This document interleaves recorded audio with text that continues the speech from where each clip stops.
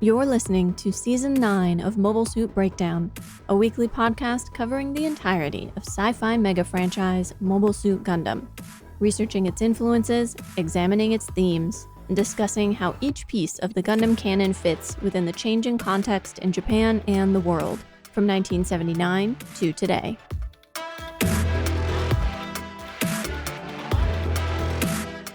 This is episode 9.13, Mobile Suitors, and we are your hosts.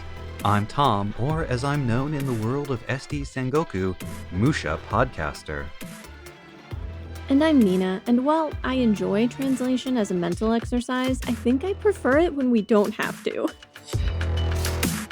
Mobile Suit Breakdown is made possible by 700 paying subscribers. Thank you all for keeping us Genki, and special thanks to our newest subscribers, Rome, Rui I, and Tom Crow. We decided to time this year's pin promotion with the launch of Season 10, but we aren't sure when exactly that will be. As Nina was just hinting, we do have some exciting news for you this week. While we were away on our break, some other fan translators beat us to the punch by releasing their translation of the second part of SD Gundam Matsuri, and they've said that they plan to publish a translation of the third part sometime in November, which is great news for us. While we enjoy doing these translations, and while we certainly have learned a lot from them, we're not really translators, and we were not particularly looking forward to doing the 55-minute-long third part of Matsuri. All of this means that we're going to be making a few changes to our original plan for Season 9. So this episode, 9.13, is going to cover Matsuri Part 2, based on that newly released translation. We will then wait for the translation of Part 3 to become available, hopefully sometime later this month, and we'll cover it right away when it does, probably in 2 episodes. Since we no longer have to worry about doing the translation ourselves, we are instead going to immediately throw ourselves into all of the behind-the-scenes preparation that we need to do in advance of starting Victory Gundam for Season 10. Digging up old interviews, lining up guests, doing preliminary research, all that kind of thing. Now, the bad news is that means there will be no new episodes for a little while. But the good news is it means that we will be starting Victory at least a month earlier than we otherwise would have been able to. Alright, that's enough about the future. Let's talk about the past. This week we're covering the second of the 3 independent stories that make up the March 13th, 1993 SD Gundam movie, SD Gundam Matsuri. This second segment is SD Sengokuden Tenka Taiheihen. Tenka Taihei is a yojijukugo, a set phrase using 4 characters to represent a broader concept. In this case, the characters are for heaven, below, calm, and peace, and the phrase can be used as a noun to refer to world peace, or as an adjective to mean carefree and relaxed. The episode itself plays around with these 2 alternate meanings. The hen character at the end just means chapter. Tenka Taiheihen runs 13 minutes from titles to credits, and depicts the world of the SD Gundam Sengoku period sometime after the end of the Civil Wars and the unification of the country. Like SD Command War Chronicle Gundam Force Super G-Arms Final Formula vs. Normgather, it is based on one arc from a, at the time, ongoing manga series, which ran in Deluxe Bonbon magazine. The animated version deviates in a number of particulars, making it more of an alternate take on the setting and its characters, rather than a straight adaptation. Tenka Taiheihen was written and directed by Imanishi Takashi, fresh off of 0083 Stardust Memory. SD Sengokuden seems like a natural fit for him. Besides his interest in Gundam and military fiction generally, we know that he took inspiration from the real Sengoku period for the Annabelle Gato character, and the pseudonym that he uses when working as a scriptwriter was likewise borrowed from a Sengoku period retainer of Uesugi Kenshin.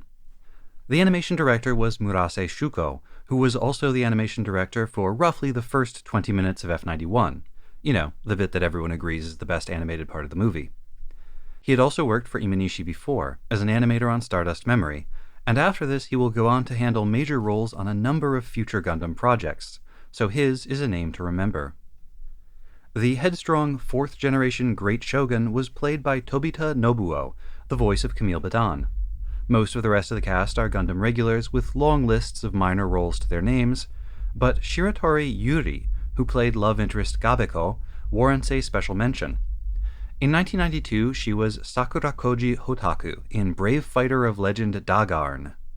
In 1994, she played cute rabbit mascot thing Mokono in Magic Knight Rayearth, and in 1997, she played Nanami in Revolutionary Girl Utena.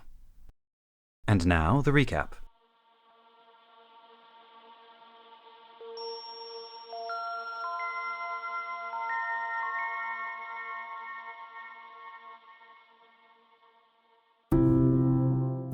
It is a time of peace. The Gundam and Zaku clans have settled their differences, and the numerous feuding territories of the SD Sengoku era have consolidated to form 5 large and peaceful provinces under the administration of the Great Shoguns. The 4th Great Shogun is young and as yet unmarried. His senior retainers are at their wits' end, urging him to finally choose a bride from the many eligible mobile bachelorettes they have selected. When pleading and bullying fails to motivate the lad, they decide to try deception. They will lure him to a cherry blossom viewing party on Mount Oe, and there, in the atmosphere of relaxation and romance, resume pleading and bullying him even harder than before. While they scheme, the 4th Great Shogun daydreams about the good old days, before the wars ended, when warriors like himself had a purpose in the world.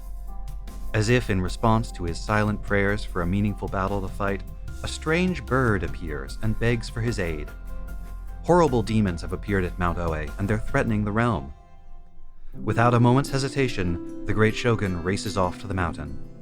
But when he arrives, he finds not a horde of demons in need of smiting, but a boisterous cherry blossom festival and a small army of mobile suits eager to see him married off.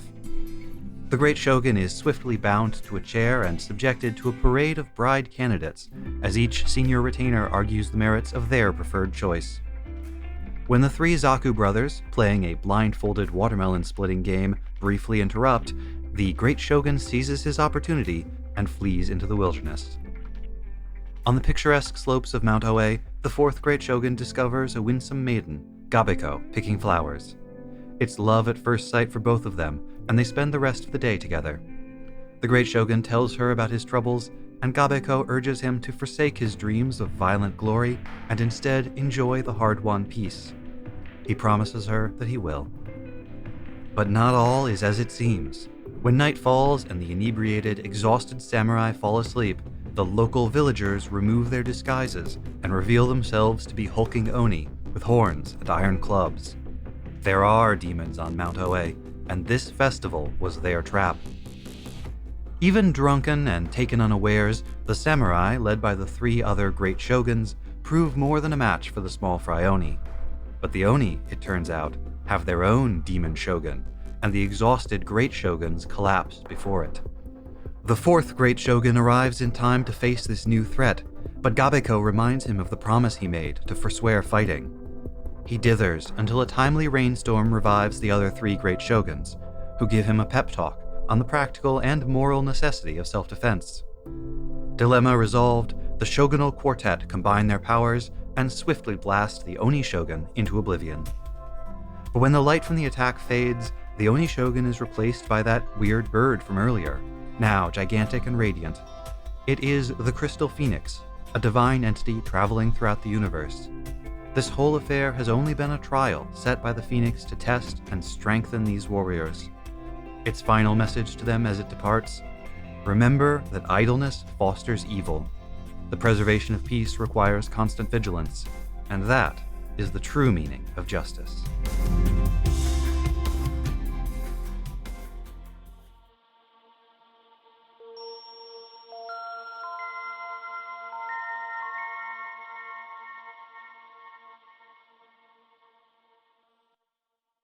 So we are back in the SD Gundam Sengoku period.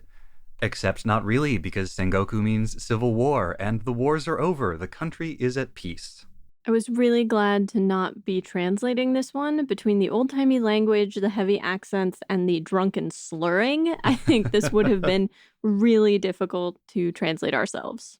Now, we have to clarify, because this is SD Gundam. When we say drunken slurring, we mean slurring their voices, not drunkenly saying slurs. Ah, yes. A thing that could have happened.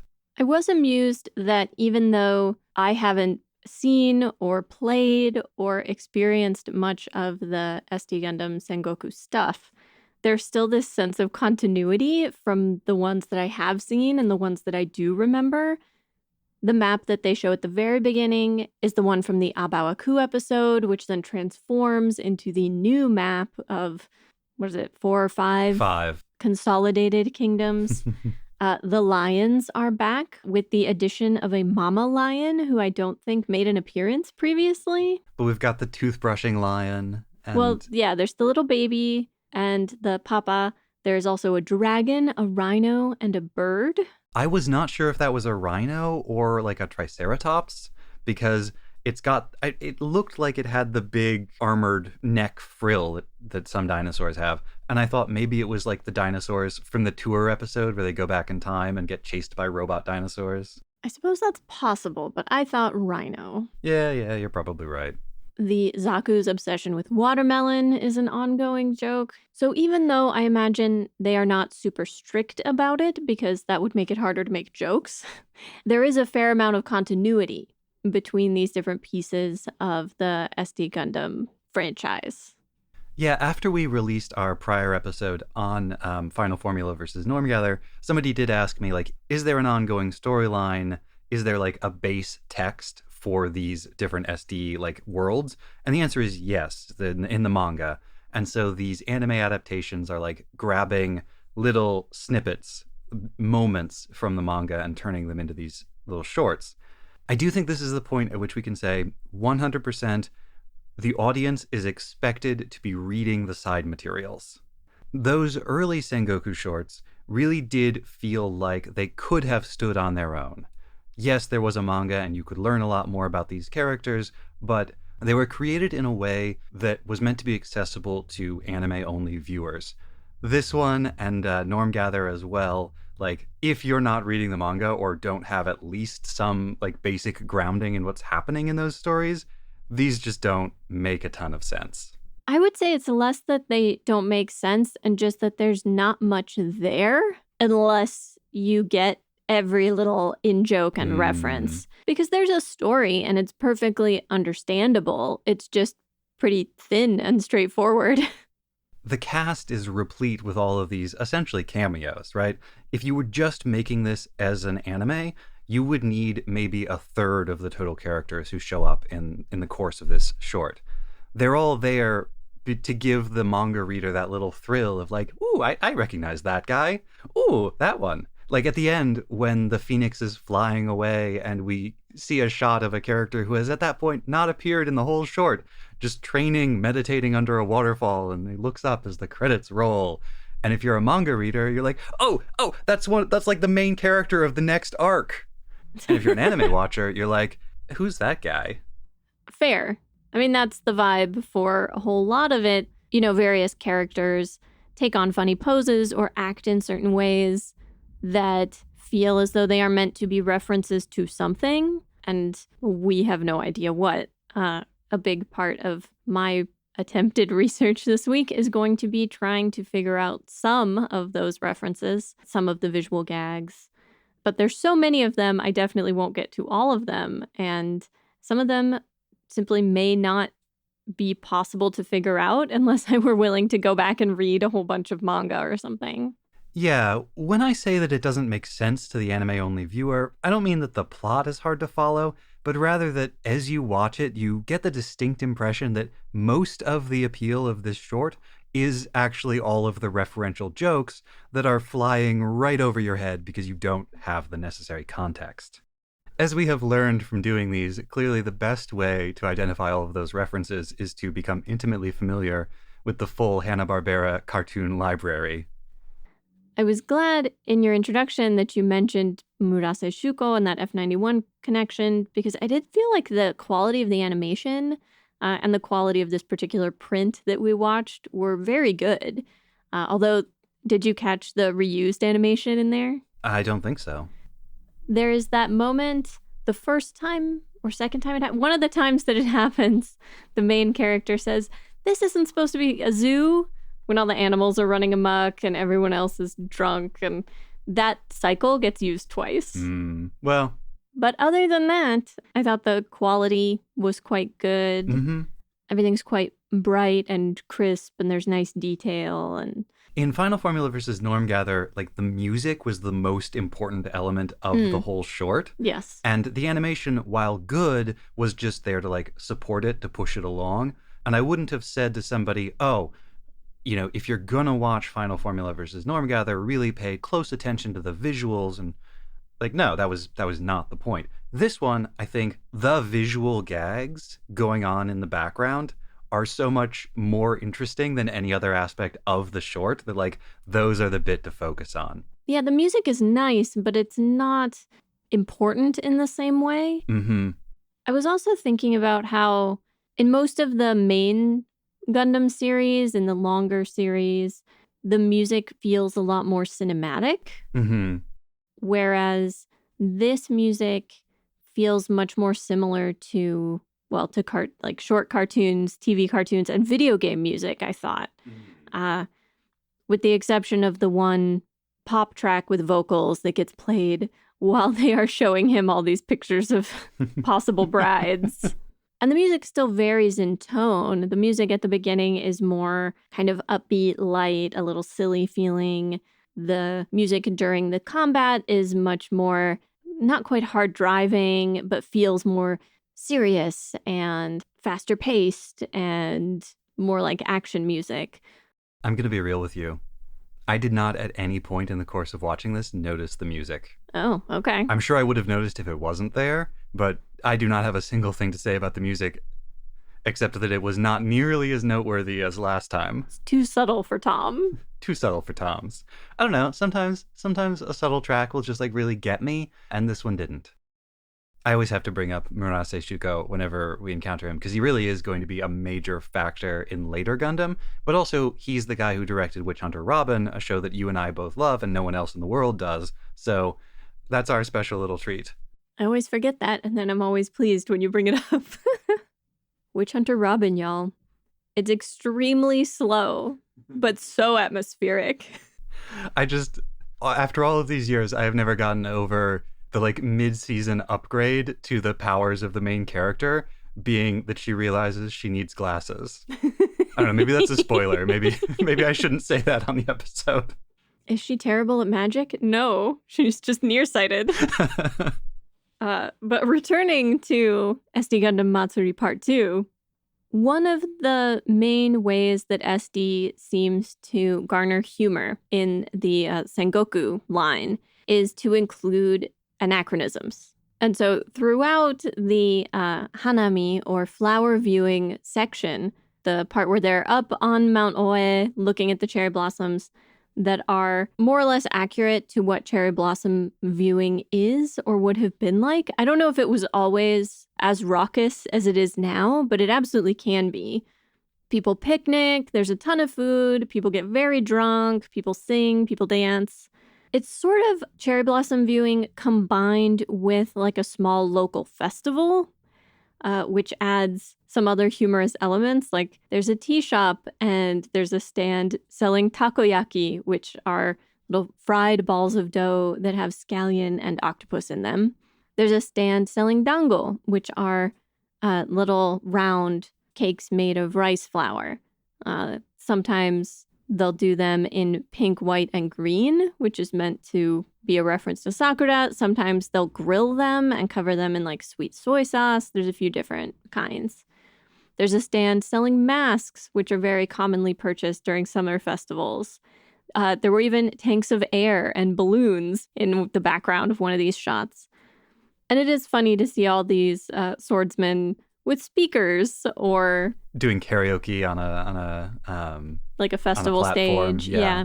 And those stages are commonly put up during festivals because then people will perform dances on them, or they'll perform like music, drumming, things like that from atop those stages. But these guys have got sort of a modern music stand. I have no idea why there are a bunch of little yellow chicks everywhere. That is not a reference that I get. I don't recall seeing little yellow chicks at like spring festivals or anything like that. But I mean, they are a symbol of springtime. Yeah, absolutely. There's a reason we eat peeps at Easter. Well, I don't, but there's a reason people eat peeps at Easter. Actually, speaking of little yellow birds, the phoenix in this, when it first appears as like a scheming little like foot and a half tall weird bird thing, I love it. I changed my profile picture on Discord for the first time in years to make it the horrible little bird who just shows up, causes an enormous amount of chaos, tells you it was for your own good, and then pieces out. Yep. To leave other people to clean up the mess. I was thinking of changing my Discord profile picture to be one of the glamour shots of the potential matches. Ooh. The question is, which mobile suit lady do you think I should be? I was just going to ask you that very question. Which mobile suit lady do you think you should be? Some of them were mobile armors. I don't know. I will have to look at them again before I make a decision.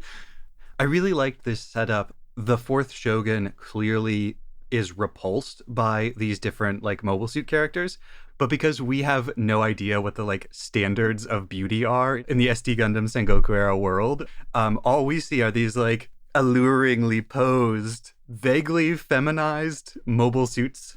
It creates a feeling of what I would call pleasant alienation, like when you visit a culture very different from your own, or when you're at your in-laws' house and they're all speaking a language that you only kind of half understand, but you can tell that they're all having a good time. Now I'm just imagining the kinds of comments that could maybe be applied to Gundam beauty pageants. Did you see? She doesn't even have high heels. Her Bernerns were not full. I don't know. I just prefer a mono eye. I had a very different read on that scene.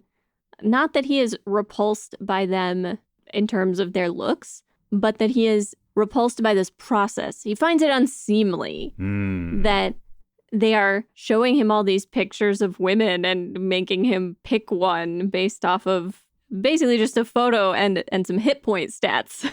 That is important information. Oh, absolutely. You should never get married without knowing how many hit points your partner has. Yeah, you want to know if, obviously you need to know if your potential partner is going to be more of a tank or more DPS.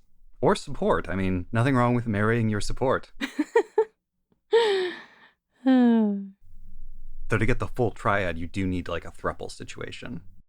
I think my read of him as finding this whole process unseemly kind of fits with how naive the character seems. You know, he longs for the glory days when he could have been a real warrior and fought real threats to the country.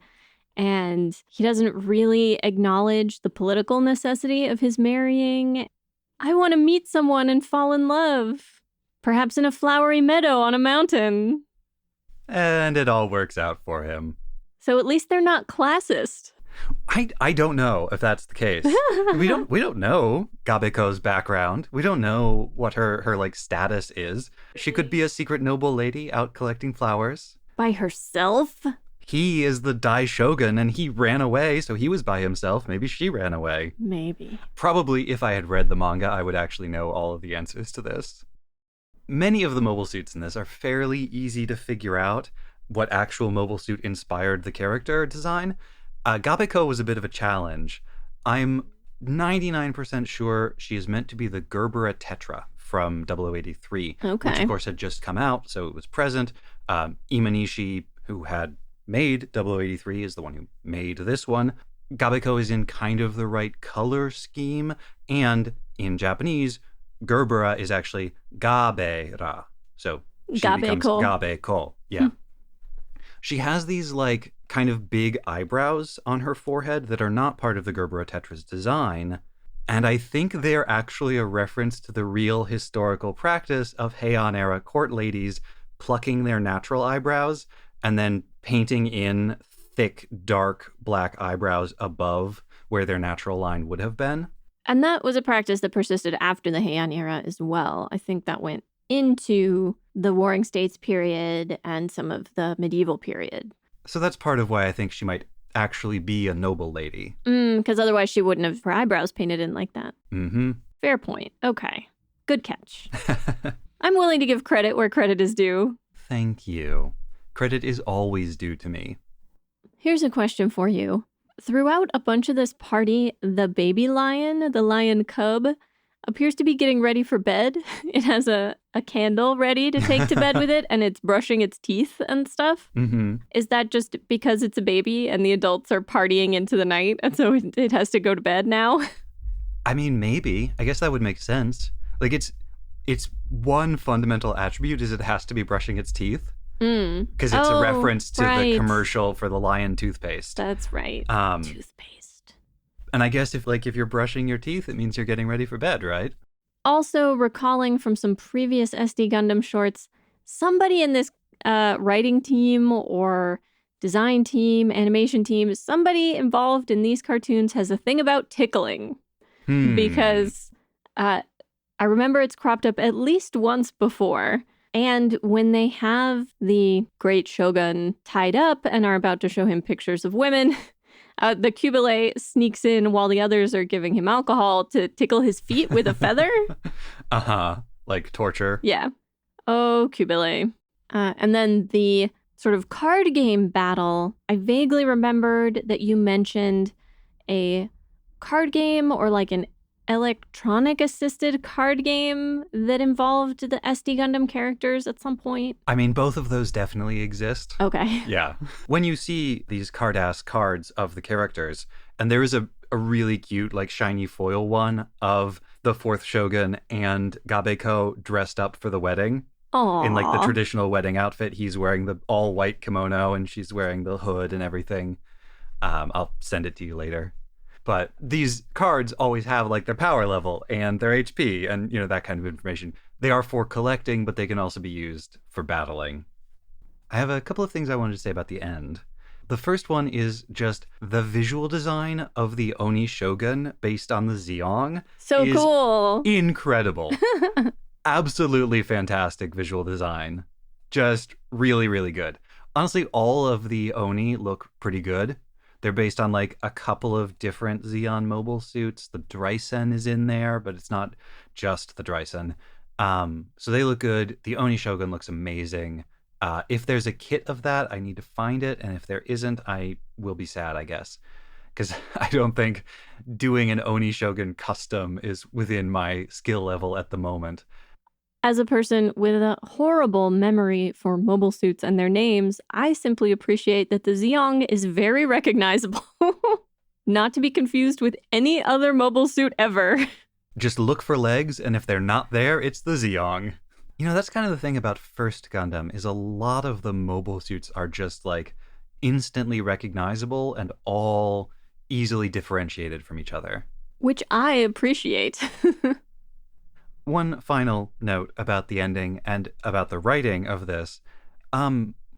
It's a bit funny to me that right after finishing up 0083 with its notorious scene between Ko and Nina and Gato in the falling colony, where Nina is like, Ko, leave the colony, let it hit the earth, just stop fighting already. Imanishi then, in his next project, again has the female love interest show up at the end when the hero is facing off against a monstrously powerful enemy who is threatening to destroy, like, everyone he knows and loves, to be like, no, just don't fight it. Even though she's in danger. Yeah. Yeah, it's a little weird. Like, Imanishi, are you working through something here? Like, on its face, her point about fighting just begets more fighting sounds like a message in favor of peace, albeit an extremely trite one. But then the various shoguns instead come to the conclusion that no, you have to defend your people. You have to defend people you're responsible for and care about. And then to have the great phoenix appear, the phoenix that was the ogre or created the ogre, and to have it say, living idle lives fosters evil.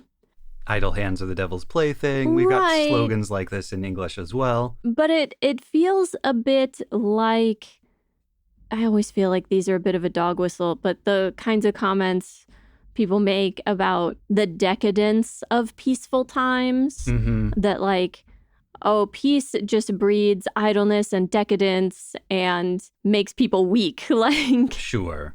Yeah, if this had ended with like a splash screen that says, join the Japan Self-Defense Forces, I would not have been surprised. Right? There is a kind of inartfully expressed like argument being made here about the flaws of a total pacifism political philosophy and of Japan's approach to self-defense and its reliance on the strength of the US military and stuff like that. Like, what is it doing here? This is SD Gundam. Nina, everything is political, even SD Gundam. It just feels so poorly articulated. I just wonder, does Imanishi end all of his stories this way? Am I going to have to watch his whole oeuvre? Probably. What's the next Imanishi thing that we have on the docket? Oh, it's not for a while, but Okay. He was involved in some, in a few years, Gundam is going to do some experiments with 3D CGI episodes, and Imanishi is going to be very involved in those. Later in his career, he developed a real niche as a CGI animator and became one of Sunrise's like go-to guys for that job. So he's not going to have the top director job very often, but he's frequently going to be in there as like CGI director. And then my final note, and this is just for the Gundam fans in the audience, really look at the design of the 4th Daishogun, especially at the end when he pops the wings out for the big final fight. And tell me whether or not you think that looks suspiciously like an upcoming Gundam design.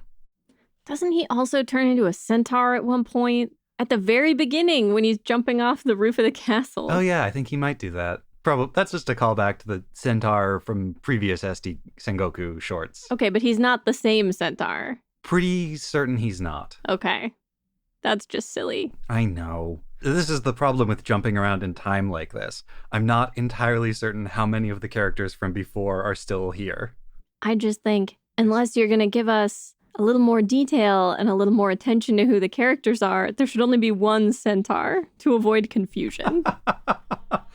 Nina's centaur quota.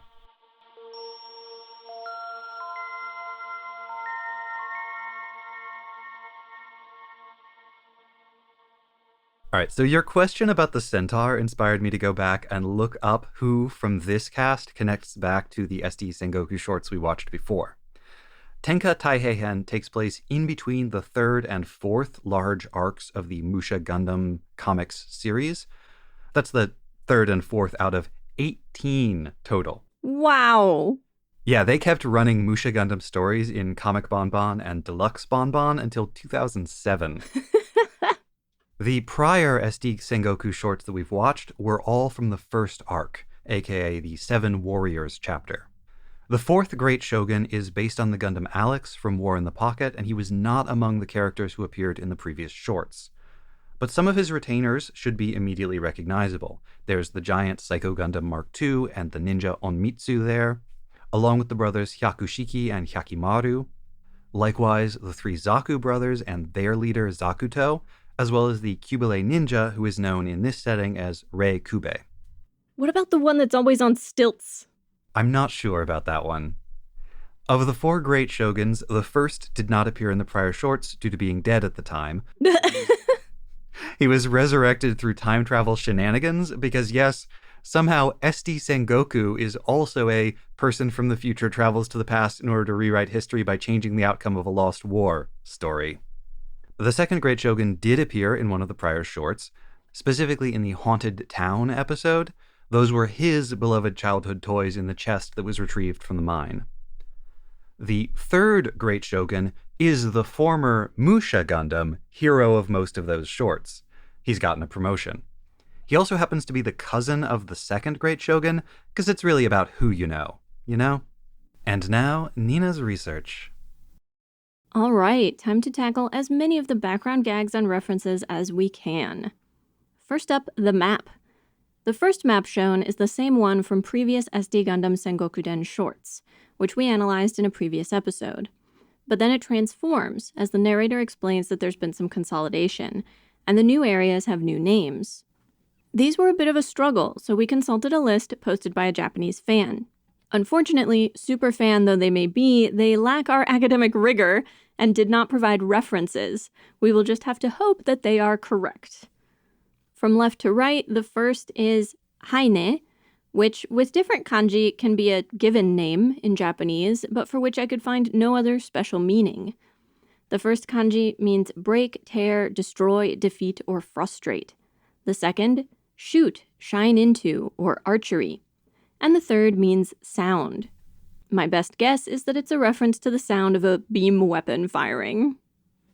The second area is kuazu, for which nothing at all came up. The first kanji can mean smash or break, or familiar or popular. The second means bad, evil, inferior, or wrong. And the third kanji means pointed, sharp, edge, weapon, or violent. So far, there's kind of a theme of vis-a-vis destruction, which I guess is ironic given they're in a time of peace, but if there's a deeper meaning, I'm not seeing it. Third, we have corona, a term which nowadays is often used to refer to the COVID-19 coronavirus, but which at the time this cartoon was made would have referred to the astronomical phenomenon, as in the sun's corona. However, there is a separate Japanese term for that astronomical phenomenon. Corona as a loan word is written in katakana. The kanji used here are first one that means light, then one that means hearth, furnace, or reactor, and finally the kanji for wave, which incidentally can mean a wave like a wave in the ocean, or waves in the sense of energy, radio waves, waves of light, and so on. So, something science fiction-y to do with light and reactors and waves. Next is badowa. This one is somewhat more clear. The first two kanji, the first meaning hegemony, leadership, or supremacy, and the second meaning road or way, combine to form the word bado, which means military rule. The third kanji means harmony, peace, or Japan. So, military rule and peace, I guess. The last one is the most obvious and the easiest. Neo-Zeon, Neo-Zeon, which is, incidentally, the area ruled by Zakuto, rather than by one of the great shoguns. That name is formed by the kanji for new, the kanji for time or hour, and the kanji for to hide, cover, or conceal. Let me interrupt for a moment to observe that the way the great shoguns have been named as first, second, third, fourth, could imply that they exist successively, with each one retiring and the next one taking the role, like when we say the first king of England, the second king of England, etc. In this case, that's kind of true. The numbers refer to the order in which they became great shogun, but they also are all alive at the same time, and each of them rule different provinces at the same time. So it's both successive and consecutive. Side note that the typeface used for the map is very tricky to read and changes the look of some parts of the characters in ways that are quite different from usual. It really threw me for a loop. Most of the other kanji and words that I noticed in the background are unremarkable. The kanji they use for Gandamu are the same as those they used before and show up in a few places in the episode. There is a busted screen or banner in the background of the first scene, but not enough of it is visible to know exactly what it said. I was amused to see exit signs posted around the room, in English no less, although they were golden to match the rest of the decor. I attempted to figure out whether the Morse code used in that first scene is a real message or just random noise, but I don't have the ear for it. I can't seem to identify where the breaks between letters are, and without that, it's next to impossible.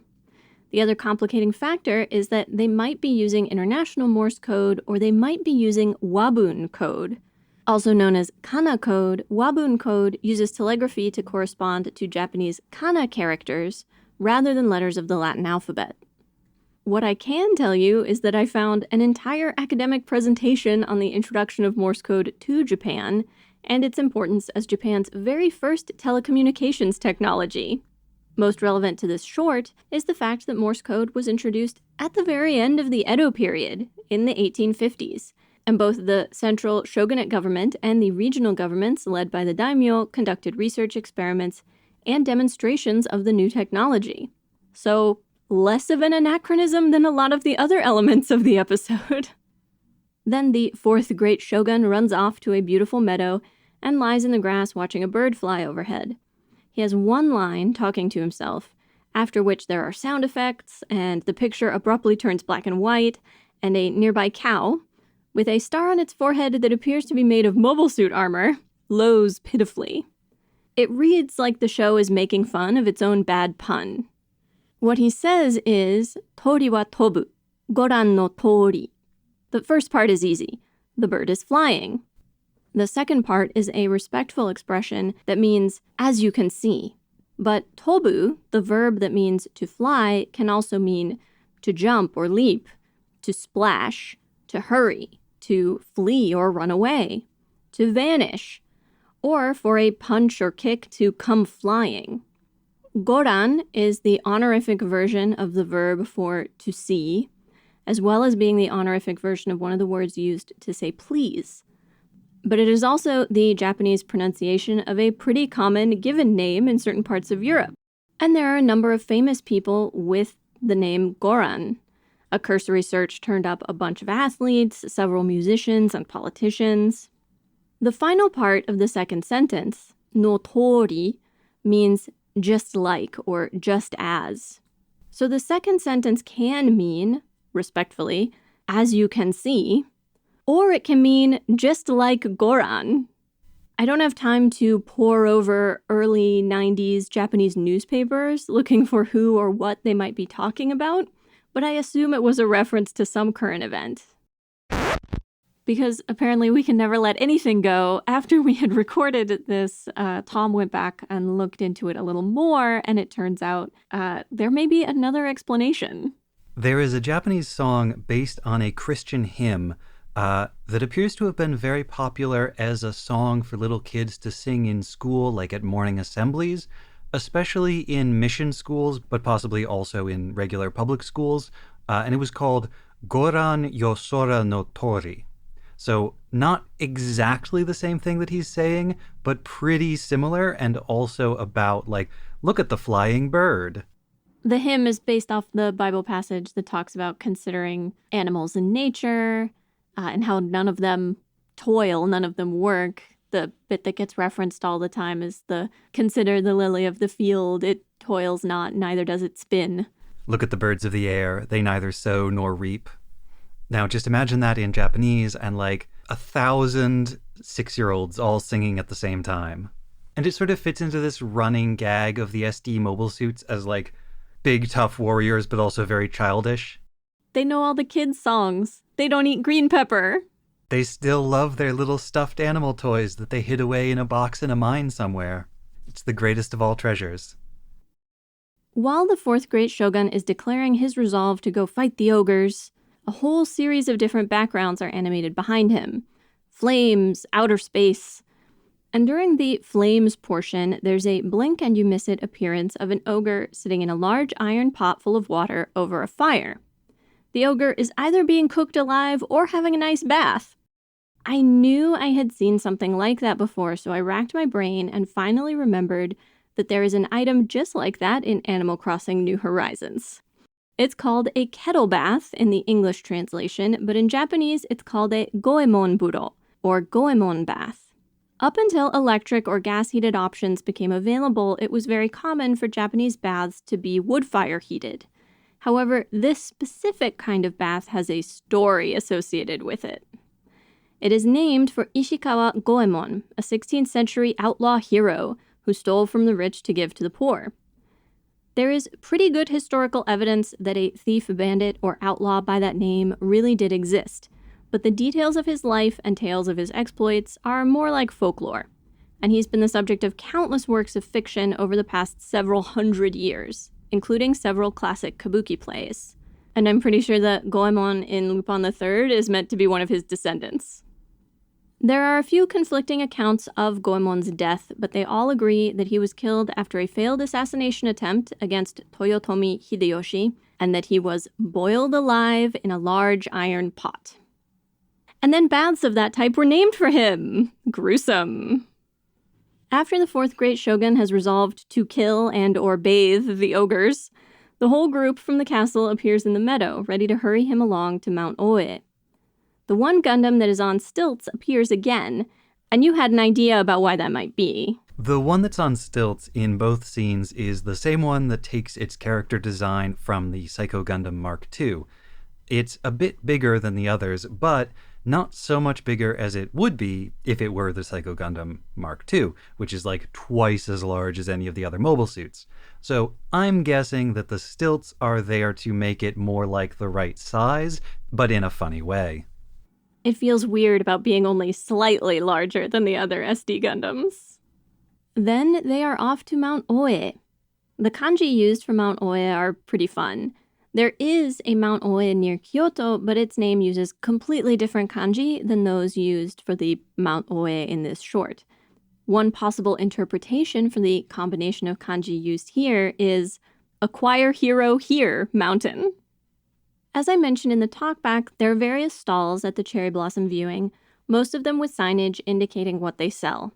Takoyaki, dango, tea, and the other big chunk of text in this episode is also at the Cherry Blossom viewing. When the group first arrive, a crowd of locals greet them holding a huge banner. Well, really there are two banners. A smaller vertical banner reads Sasatake Kamaboko, or Small Bamboo Kamaboko. Kamaboko is a cake of fish paste, steamed and then sliced up to put into soups, or sometimes it's grilled and served on a stick. Apparently, Sasa Kamaboko is a Miyagi Prefecture specialty, with the cakes shaped like bamboo leaves and grilled just before serving. The main banner has two kanji in the center, and then two phrases written in smaller characters on either side. The kanji in the center form the word kange, which means a welcome or a reception. The phrase on the left reads Kokumin Nenkin Kikin, which means National Pension Fund. Several of the kanji in the phrase on the right are difficult to read. They are in a more handwritten style, but I'm fairly certain it's Oeyama Kaihatsu Kyoku, or Mount Oe Development Bureau. Both phrases making the festival seem like it is sponsored by the local government, which, in a way, I guess it is. Finally, I looked into the Phoenix's parting words. It says, Taida na kurashi, aku wa hagukunde shimau no da zo. Did a bit of searching, but did not find that this was an idiom or a famous quotation or anything like that. Just a weird, meddling phoenix dropping in to remind the powerful that an idle life breeds only wickedness, then piecing out to sow chaos elsewhere. That's goals.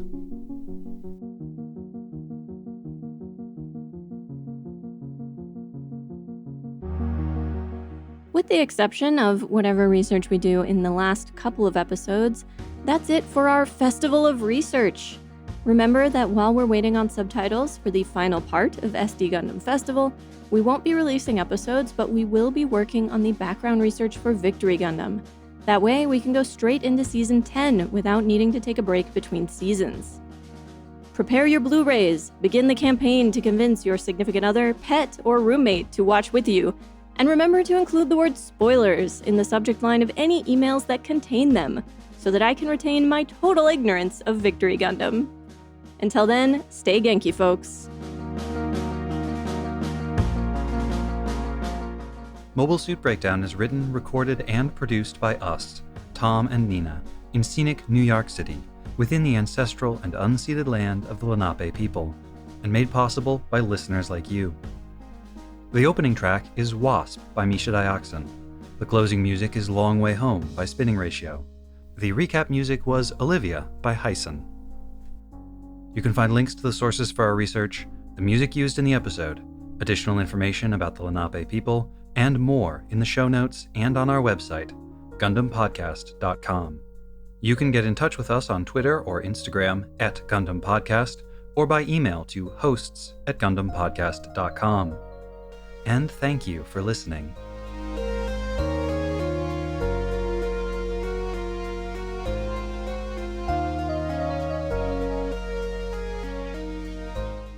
I am. We just got a new patron 8 minutes ago. Sick. I think they just joined the chat too. I saw somebody come in there. Well, they're not going to get thanked on this episode. Too late for that. But next time. Next time. All right. Oh no, I don't have an and. Oh no. Well, yeah. Oh. I have an and. Well, I have an or this time. That's right. Gasp, you should. Mixing up the format. I'm Tom, spilling tea all over my notes because I'm a mess. Okay, I'm really ready now. Okay.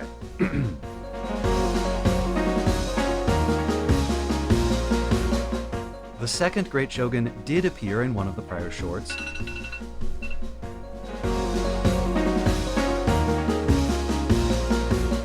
But these guys, no, not a siren, no.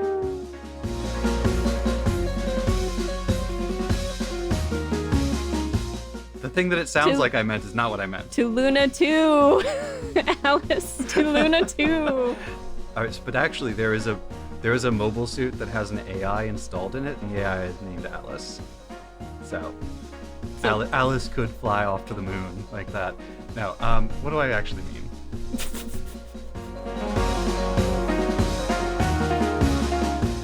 Record scratch.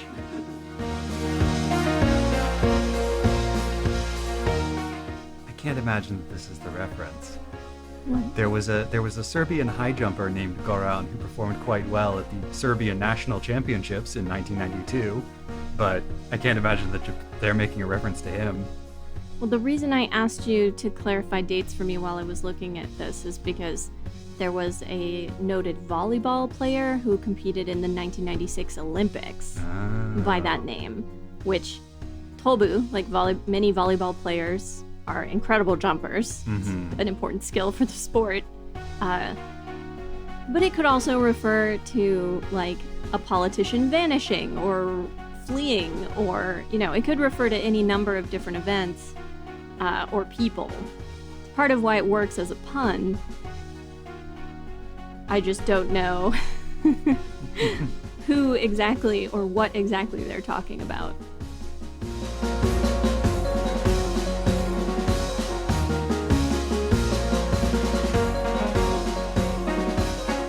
The audio equipment is out to get me. I think I need a day off. No days off. Only labor. Only hustle grind. But I'm so clumsy, I somehow managed to hit myself hard enough in the mouth with the headset that it hurt. I'm worried about my crown. Don't worry, you'll still be a queen with or without your crown. I know you think it's cute when I'm missing an entire front tooth, but you are the only one. I don't know, it's like the little anime snaggletooth that some characters get. You like that? Yeah, but it's not a snaggletooth. It's an entire front tooth missing. And the age at which that was cute was an awfully long time ago.